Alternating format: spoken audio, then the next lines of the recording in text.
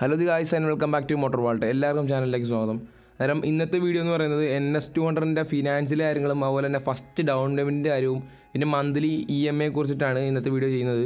കാരണം ഒരുപാട് പേര് ചോദിച്ചൊരു കാര്യമാണ് ഈ വണ്ടിയുടെയും അതുപോലെ തന്നെ 220യുടെയും ഈ ഫിനാൻഷ്യൽ കാര്യങ്ങളൊക്കെ ചെയ്യാനായിട്ട്.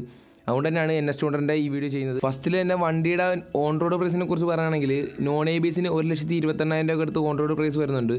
അതുപോലെ തന്നെ ABS മോഡലിനാണെങ്കിൽ 1,41,000 രൂപ അടുത്തും ഓൺ റോഡ് പ്രൈസ് വരുന്നുണ്ട്. പിന്നെ EMI ഫിനാൻസിൻ്റെ കാര്യത്തിൽ നമുക്കൊരു 100% പറയുന്ന രീതിയിൽ വരാൻ ചാൻസ് ഇല്ല. കാരണം എന്ന് വെച്ചാൽ പല ബാങ്കിനും പല ഇൻട്രസ്റ്റ് റേറ്റും കാര്യങ്ങളൊക്കെയാണ്. ഉദാഹരണത്തിന് ബജാജിൻ്റെ ഇൻട്രസ്റ്റ് കാര്യങ്ങളൊക്കെ അല്ല HDFC ബാങ്കിന് വരുന്നത്. അതുകൊണ്ട് തന്നെ നമുക്കിവിടെ കോമൺ ആയിട്ട് ആൾക്കാരെടുക്കുന്ന കുറച്ച് EMI ഓപ്ഷനും കാര്യങ്ങളൊക്കെ പറയാം.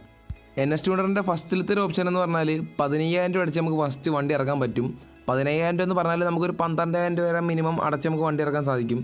അങ്ങനെ വരുമ്പോൾ നമുക്കൊരു 4,700 വെച്ച് 35 മാസം അഥവാ 3 വർഷത്തേക്ക് നമുക്ക് അടയ്ക്കേണ്ടതായിട്ട് വരും. ഇൻഡസെൻറ്റ് ബാങ്കിൻ്റെയാണ് ഞാനിപ്പം പറഞ്ഞ ഈ ഒരു ഫിനാൻസിൻ്റെ ഓപ്ഷന്. അതായത് നമുക്ക് ബജാജിൻ്റെ ഓപ്ഷൻ എടുത്ത് നോക്കാനായിട്ട് നമുക്കൊരു 17,000 രൂപ അടുത്ത് ഫസ്റ്റ് ഡൗൺ പേയ്മെൻറ്റ് അടിച്ച് നമുക്ക് വണ്ടി ഇറക്കാൻ പറ്റും. 17,000 എന്ന് പറഞ്ഞാൽ നമുക്കൊരു 15,000 രൂപ അടുത്ത് നമുക്ക് അടച്ചാൽ മതി. അങ്ങനെ വരുമ്പോൾ നമുക്കൊരു 4,900 രൂപ വെച്ച് 36 മാസത്തേക്ക് അടയ്ക്കേണ്ടതായിട്ട് വരും. പിന്നെ മറ്റൊരു ഓപ്ഷൻ എന്ന് പറഞ്ഞാൽ ബജാജിൻ്റെ തന്നെ ഓപ്ഷനാണ്. ഫസ്റ്റിൽ നമ്മളൊരു 25,000 രൂപ അടയ്ക്കുകയാണെന്നുണ്ടെങ്കിൽ നമുക്കൊരു 36 മാസത്തേക്ക് 4,100 വെച്ച് മാസടവ് വരുന്നതായിരിക്കും.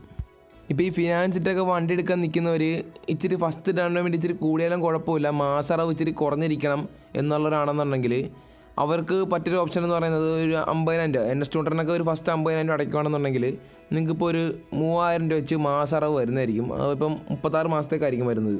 പിന്നെ അടവ് കുറഞ്ഞിരിക്കണം, അതുപോലെ തന്നെ പലിശ കുറഞ്ഞിരിക്കണമെന്നുണ്ടെങ്കിൽ 36 മാസം എന്നുള്ള നമുക്ക് 24 മാസം ആക്കാനുള്ളൊരു ഓപ്ഷനുണ്ട്.